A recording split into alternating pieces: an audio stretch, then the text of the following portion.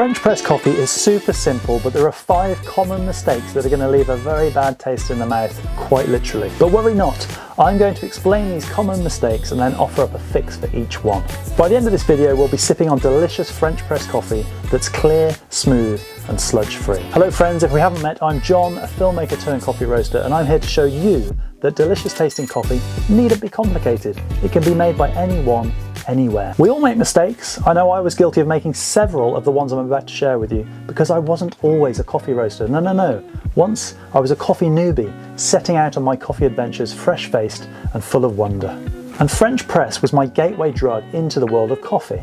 So, what are the common mistakes we can all fall prey to, and how can we fix them to ensure that we're getting the most out of our French press coffee? Mistake number 1, using stale or pre-ground coffee. It's easy to dismiss freshly grinded coffee as the pastime of baristas and coffee bores, but it really is key.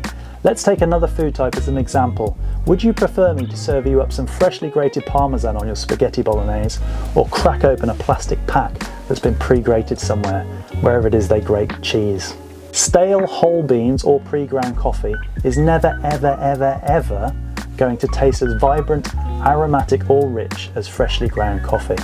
It's just a fact of life, and it's a mistake that's super easy to fix. Use freshly roasted whole bean coffee and grind it just before brewing. Now chuck out that pre-ground supermarket stuff and source some fresh beans from an independent roastery like, well, someone like me I guess.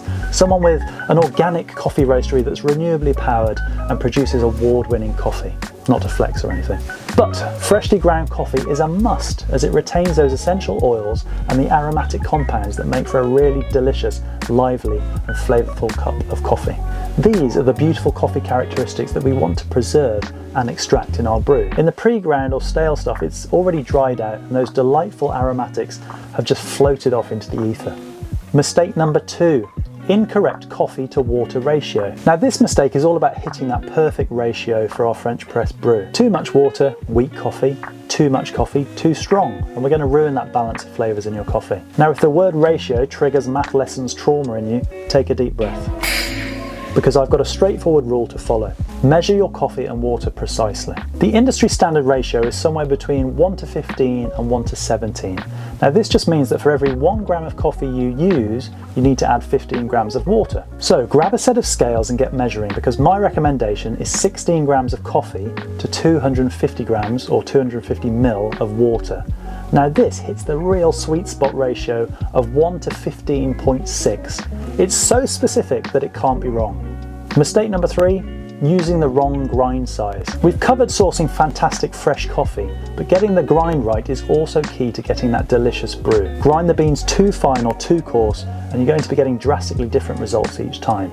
Fine ground coffee can cause bitterness, and coarsely ground coffee is going to be weak and sour. The fix? Grind your coffee to a medium consistency. So get in that kitchen cupboard and reacquaint yourself with the chunky sea salt right at the back, because this is the consistency we're after.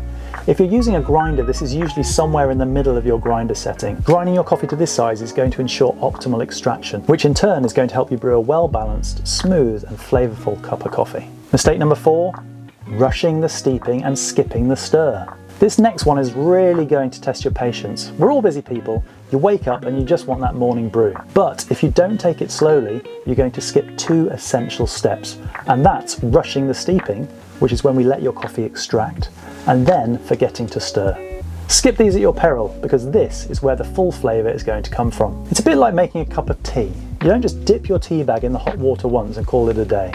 And it's the same for your French press. You need to give it time to bloom, steep and open up fully. The fix is simple. Set a timer on your phone and get it going as soon as you've covered the coffee grounds with water. Now you're going to leave it for 4 minutes and let this lovely crust develop on the surface. After 4 minutes, we're going to give it a gentle stir, which lets the coffee grounds fully release their flavours, aromas and releases unwanted carbon dioxide. Now it's worth taking the time for this, as you'll be rewarded with a cup that's not just smooth, but has a lovely, lovely sweetness. But only if you avoid our final mistake, pressing and pouring too quickly. This is the number 1 rookie mistake, and all your hard work is going to be blown if you mess this up. People are always asking me why their French press has this sludgy, gritty bit in the bottom, and this is the reason why. Rushing this step is going to stir up the sediment and leave you with gritty, sludgy coffee. Now I get it, you've waited, you've steeped, you're excited, but now is not the time to go full Hulk on that plunger. You just need to chill.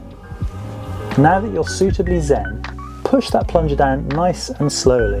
Now this is going to prevent the grounds from moving around too much in the French press and creating that unwanted sludge. Then when you pour it out, tip it really carefully.